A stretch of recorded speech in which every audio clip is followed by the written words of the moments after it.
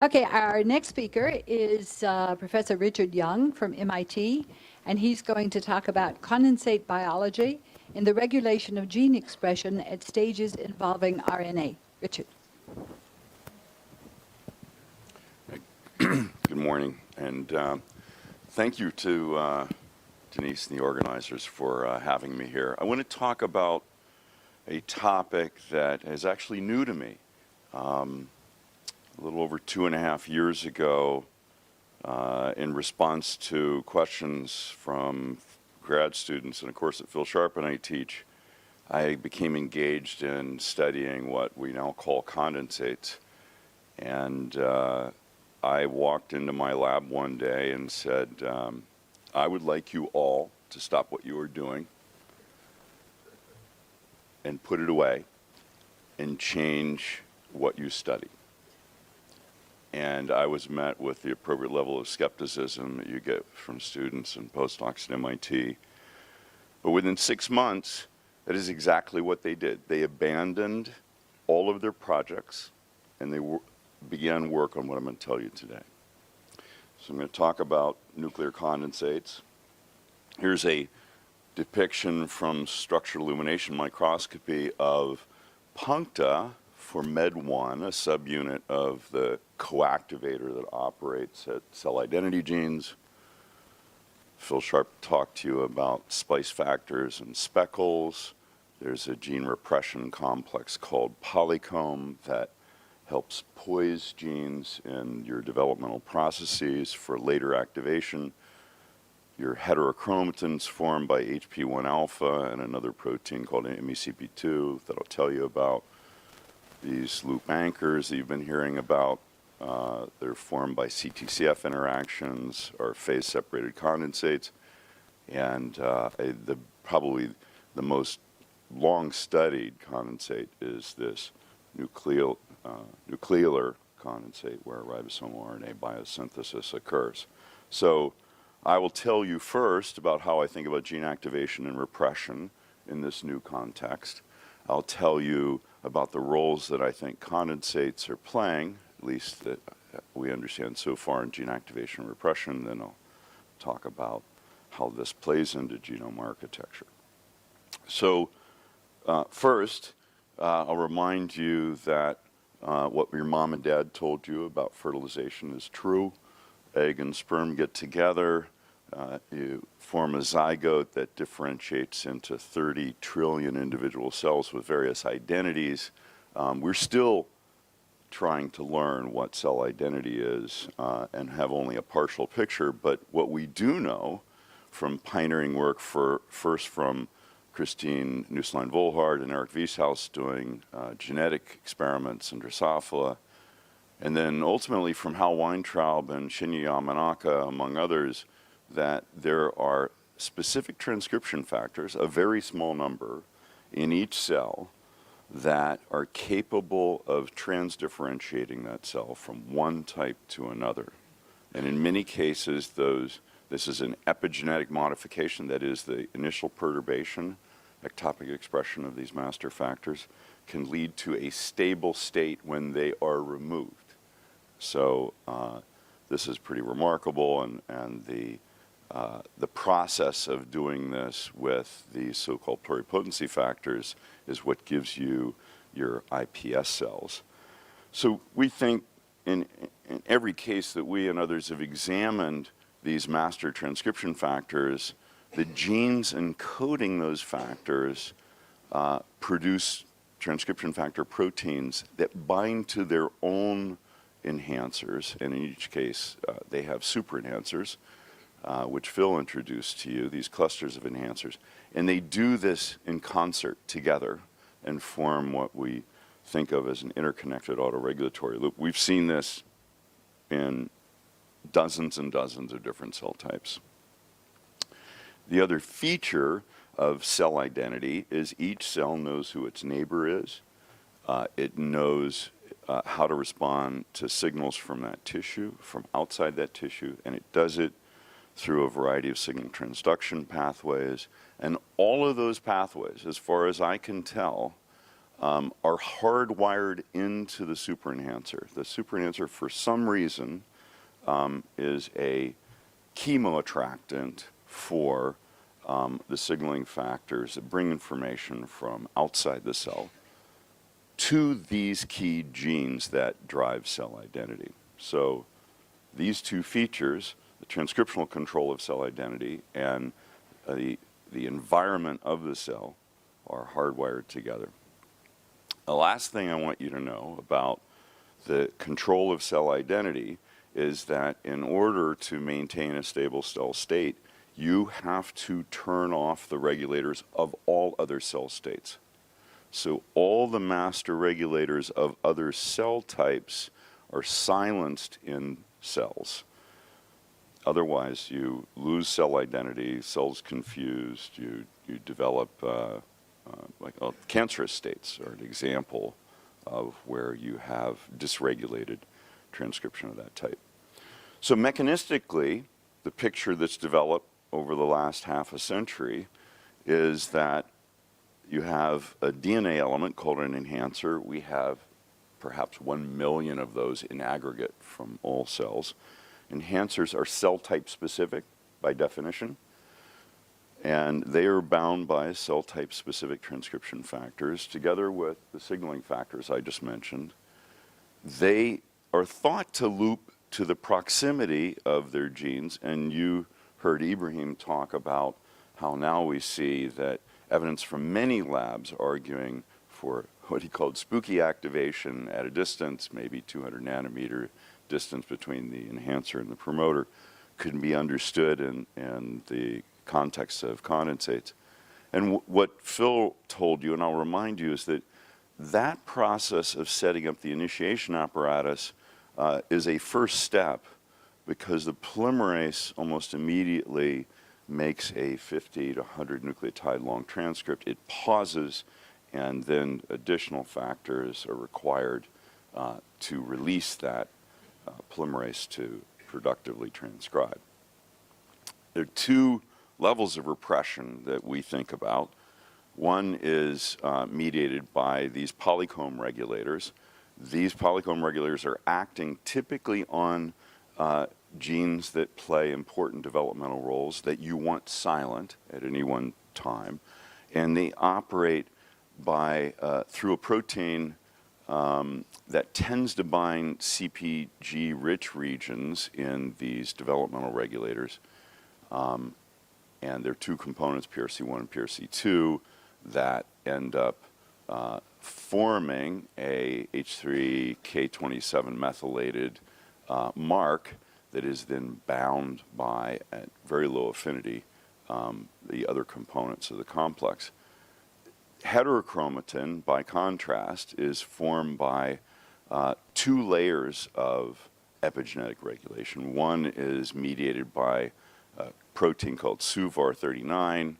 That methylates lysine 9 on histone H3. It binds to an HP1 family member, which is a reader of that H3K9 methylation, which binds to the DNA methyltransferases, which methylate 5C, and that 5C is read by a protein called MECP2, which is an additional negative regulator of heterochromatin. So those are that is how we understand the underlying mechanisms behind gene activation and gene repression in brief. So what's the role of condensates? And there are two reasons that Phil Sharp and Arup Chakraborty and I became interested in this issue. One is that there was a conundrum, and the conundrum is all transcription factors have a DNA binding domain amenable to crystallography. Every one that is attempted succeeds in creating a low angstrom resolution crystal structure with a DNA binding domain. But every transcription factor also has an activation domain. Never, for any animal transcription factor, has anyone succeeded in getting a crystal that is solvable, and that has led to the view that these intrinsically disordered segments in these activation domains prevent any stable structure from forming, at least in the absence of some partner. The other reason that we became interested in this, I'll summarize briefly here, and that had to do with this observation we made in 2013, which is that at genes that are playing roles in cell type specific activities, for example, this MIR cluster, which is essential for the pluripotency of embryonic stem cells, we noticed that the enhancers are many and they're clustered. And moreover, at each individual enhancer, by ChIP-seq, there was a ridiculously high concentration of factors, 5 to 10-fold anything we saw on a typical enhancer. And that was true for enhancer RNA as well. The level of enhancer RNA at these 250 or so super enhancers was each equivalent to what we were seeing in terms of the output of housekeeping genes. DNA interaction experiments were suggesting that these individual enhancers were in close proximity, and we noticed these very sharp transitions of formation and dissolution of super enhancers that were a mystery to us. There's some kind of cooperativity that was exceptional in this space. And that ultimately led to experiments that Phil and Ibrahim have talked to you about, where we learned that all of the super enhancers form, at least transiently, a complex that's 200, 300 nanometers in diameter, contains hundreds of molecules of the transcription apparatus. It's very dynamic. Protein diffusion across these bodies is equivalent to, those rates of diffusion are equivalent to rates outside the dense phase of this condensate. In vitro, we found that if we took transcription factor activation domains, they were almost always capable of phase separation in purified form, and in the presence of mediator would form a a complex with both a phase separated complex with both the transcription factor and mediator. And remarkably, in every case where we had mutations that affected transcription factor activation activity, they affected the ability to form condensates in the living cell. So that has led to experiments that Arup is going to tell you about this afternoon that I think are really quite important in understanding how enhancers end up concentrating transcription factor molecules to a point critical for this phase separation. And I'm not going to go through this experiment because Arup's going to tell you about it in detail, but I think it's a beautiful example of how you can crowd a transcription factor, a set of transcription factor molecules up to a very sharp point and have a digital response, 0, 1. And I think this is a beautiful example of how some thinking in the biophysics of condensate formation can lead to powerful models for how this works.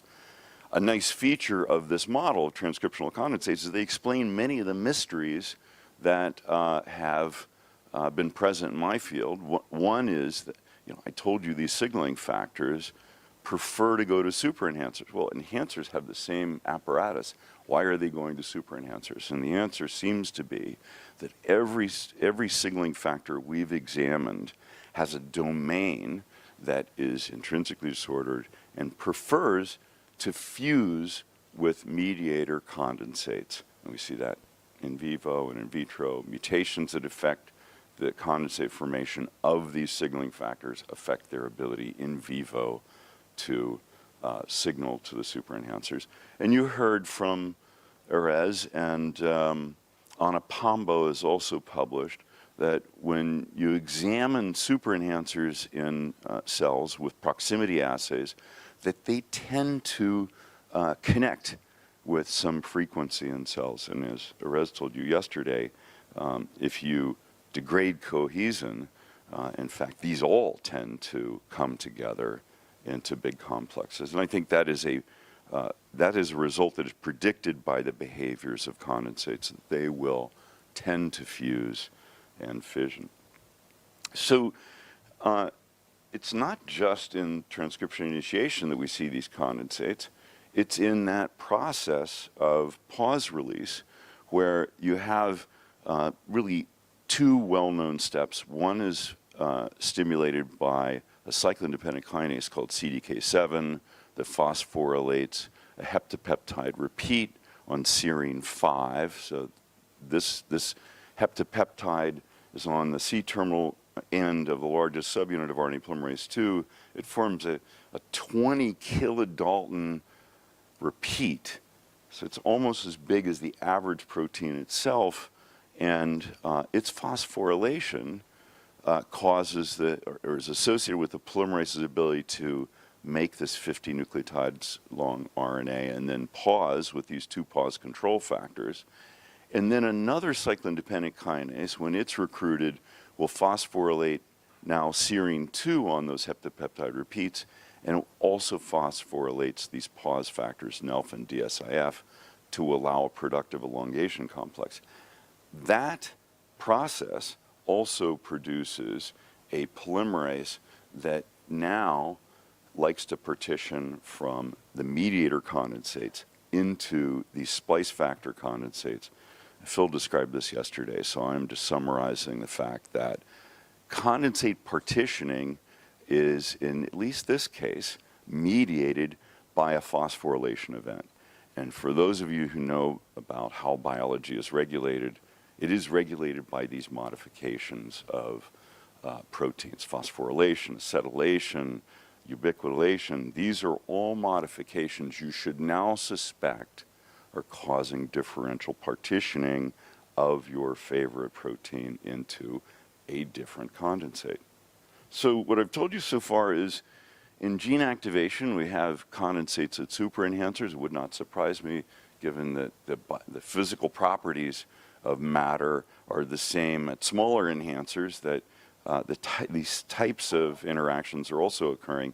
But at the moment, our resolution microscopy keeps us focused on super enhancers. I've told you about splice factor condensates. So how about repression? Well, I told you about Polycomb. Two groups in the last 6 months have now shown that what is happening with Polycomb is that there is a state at which the PRC1 complex gets to an adequate concentration to phase separate. And so what have been termed Polycomb bodies in the Drosophila literature are now known to be phase-separated condensates in mammalian cells. Well, how about heterochromatin? That's the last sort of gene regulatory apparatus that I have yet to discuss. And for a long time, when I've taught euchromatin and heterochromatin at MIT, I've talked about open states and closed states. And the inference in the literature is that something about chromatin is available and open in euchromatic states, and closed and compacted and inaccessible in heterochromatic states. But that's wrong. It's just simply wrong. The HP1 alpha was shown way back in 2003 to be very dynamic in heterochromatin bodies. Its rate of recovery in FRAP, for example, is the same as its rate of recovery in a non-condensate form. And HP1 alpha was shown a couple of years ago by two groups to form liquid droplets that will fuse and fission, and led to the view that HP1 alpha is a dynamic component of heterochromatin.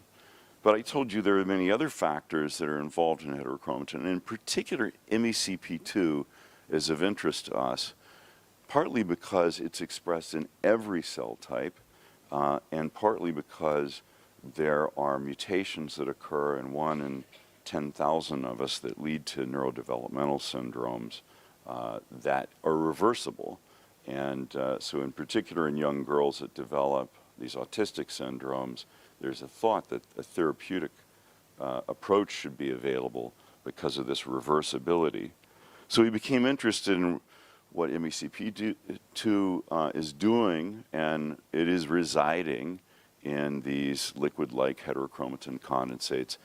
It's exactly where you find HP1 alpha, so you can make endogenously tagged MECP2 and HP1 alpha. These are done, in this case, in murine embryonic stem cells, and you see that they coexist in these bodies, where 70% of the HP1 alpha and MECP2 is highly mobile. We became interested, again, because of an autistic syndrome called Rett, in the nature of MECP2 that led to these biophysical properties.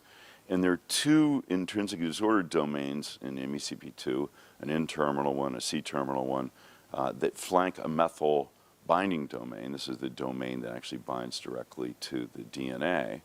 And remarkably, the types of mutations that you see in patients fall into two classes. One class affects the DNA binding domain itself and changes its affinity for DNA. The other class, in red here, are truncations, or actually just deletions of either the entire IDR2, this R168X, or segments of it. And there's only one exception, and that happens to be a tiny portion of IDR2 that's interacting with another repressive factor. So we asked in vitro and in vivo what happens if we remove the N-terminal IDR, and nothing happens if we do that in vitro or in vivo. But if we remove the C-terminal IDR, beginning with this RET mutation, R168X, then we lose the ability of MECP2 to join its friends in that heterochromatin condensate. Now, MECP2 is, I told you, expressed in all cells. It's part of our heterochromatin in all cells. But there's something special about mouse neurons and microglia. And that special thing is that, unlike in any other cell type, in brain cell types, MECP2 is expressed at extraordinary levels, at levels that are only 1/4 the level of the core histones. So you just imagine that, a quarter of the core nucleosomes have the mass of that heterochromatin is the same as a quarter of the mass of the superabundant molecules in the nucleus. And so when you image, say, HUXT in ES cells and in a live brain cell, and you image MECP2, so we've made mice with these GFP tags. You can see here now these huge heterochromatin bodies in the mouse brain. This is the MECP2 signal taken at the same image level as we're doing for the brain. So you can see this difference. And in contrast to ES cells and many other cells that have this HP1 alpha protein, there's no HP1 alpha. There's HP1 gamma that plays a more important role in the brain. So this and much other data that we have suggest to us that one of the ways that our brain is functioning to maintain heterochromatins mediated through MECP2's phase separation capacity, and that leads us to begin thinking about how you reverse the neurodegeneration that occurs in these Rett patients. An insight that I want to share with you now that we've talked about activation and repression is, how do you get specificity? It's a question that many people ask me, and the answer is I don't know how you get specificity in condensates.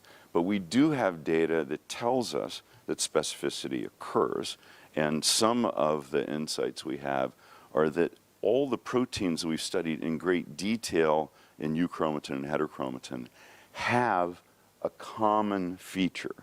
They have a disordered domain that we think is contributing promoting condensate formation. And there's some limited specificity. Condensates of BRD4 will not commingle with condensates for HP1 alpha and MECP2. But it's the structured domain and the interaction with specific sites on the genome that is organizing condensates in the nucleus. So the vast number of condensates I've been talking to you about are organized by proteins that classically bind specific sites, whether they're enhancers or heterochromatic repeats or CPG islands that need to be repressed. And another domain is contributing to the formation, maintenance, dissolution of these condensates. So this meeting is about genome architecture, and I want to spend my last 5 minutes talking to you about how this plays a role in genome architecture. If you haven't already intuited from what I've said that actually it's the processes of gene activation and gene silencing that are organizing the genome, then let me give you a little more insight into how this might occur. So from my perspective, the whole world for me is just how genes are regulated. I don't know anything else. Whatever goes on the cytoplasm, that can't be that important. So from my perspective, the big problem I had is I know a lot about enhancers, and I know that you can take an enhancer and you can turn it around and it'll work just fine. And you can put it someplace else, it'll work just fine. Enhancers are extraordinarily promiscuous elements.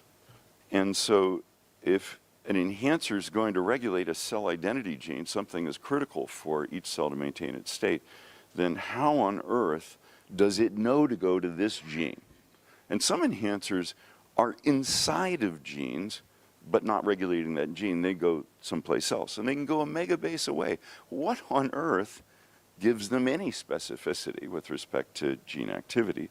And so it was that question that drove us to become interested in this field that so many others have pioneered. And you've heard about this. I'm just reminding you that chromosomes seem to like to be in regions of the nucleus that give it its term chromosome territories. As Erez and others have shown you that there's contact frequency that's very high in a 1 megabase scale, and that has been, those domains that are formed have been termed topologically associated domains, or TADs. We think that those TADs consist of gene loops. They're called many different names. I like to call those, for reasons that I'll show you in a minute, I like to call these things insulated neighborhoods. And of course, the packaging unit of the genome is the nucleosome. So I've told you about how you might organize through condensates active genes and repressed genes. What I'm really interested in is how do I constrain an enhancer to only act on its target gene and not on others? And the answer is in these gene loops. The answer is in the behavior that Erez described to you. So way back in 2010, we found that mediator would recruit a factor called NIPBL, which is the cohesin loading factor, to these enhancer promoter interactions. And so NIPBL would load cohesin. And I don't know whether this model of cohesin is correct. Phil Sharp will tell you it is not. This is a simplified view of a cohesin molecule as opposed to what may be many cohesin molecules that are loaded. And Erez has described a loop exclusion model, which makes perfect sense to me with respect to how then cohesin might migrate to two CTCF sites that are oppositely opposed. And from our point of view, this is how you constrain enhancers, because when we look across the genome at loops that are formed by these CTCF interacting sites with cohesin, then enhancers interact with genes 90% of the time within the loop. The rest of the 10% of the time is almost always in the adjacent neighborhood. And if we perturb this, if we take CRISPR and knock out either one of those loop anchors, the CTCF sites, now what we see is that the enhancers inside that loop are promiscuous. They'll go outside to the neighboring insulated neighborhood and activate genes. And guess what? This is how cancer cells work as well. We didn't know this just a few years ago, but inspired by the fact that when we mutated these things, we started looking for the loss of CTCF anchor sites and found them in many different cancers at the proto-oncogene insulated neighborhoods and discovered that that is a mechanism of oncogene activation in many cancers. Biophysics that now I think is employed to regulate biology, well, everything I have told you, each one of these elements is what is recurrently mutated to give you cancer. So I can pick any disease now, and I can show you that a condensate is involved in that disease. Challenge me on that. This is the amazing crew that 2.5 years ago responded to me saying, I want you to drop everything you're doing, go read Cliff Brangwine, Tony Hyman, Mike Rosen, and change your research program. And I've done this in this close partnership with Phil and Arup and Ibrahim.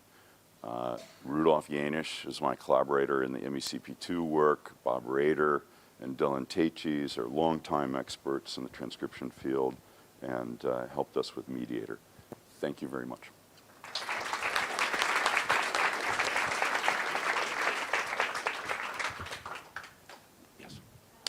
It's really exciting. So time for maybe one, maybe two quick questions while our next speaker sets up. Zain? Yeah. I'm sorry, I just saw Zain. Yeah. Beautiful talk. You know, in your last slide, you were giving a few numbers, and what I wondered about, if you do the right imaging, you should be able to see the condensate for splicing sort of next to your transcriptional condensate. Have you been able to do that? Because actually the number of speckles that one keeps hearing about is much smaller than, was that 400 for the... I love that you were paying attention. So the way I think, so first of all, the splicing condensates that we see that are co-transcriptional look like they're just right beside the transcriptional condensates. They look like they're slightly offset from them when we look at lots of images, but we don't really have the resolution to promise you that they're not on top of one another. The speckles are, as you point out, large, less numerous bodies. And what the thinking, my thinking and that of others, is that the speckles are large buffering condensates that provide apparatus that and live in an interchromosomal space. So when the C-terminal domain of polymerase is phosphorylated, it's an attractant for the splice apparatus, which condenses at that site of active transcription. When it's done, it's released, goes back into the speckles. And the reason we think that is that when we inhibit splicing, the speckles get much larger. Yeah, sorry. Okay, I like the story of condensates, and I think it's true. That is the most important. You think it's true? Yes. Can you come with me on my talks? But what about nucleolus? What about the nucleolus? Is this model works in nucleolus? Because 50% of the genes are active. Oh, that's how it happened. The nucleolus is sort of the original condensate, one of the best studied, has layers of condensates within layers. And Cliff Brangwine is the person whose work you should go to on that.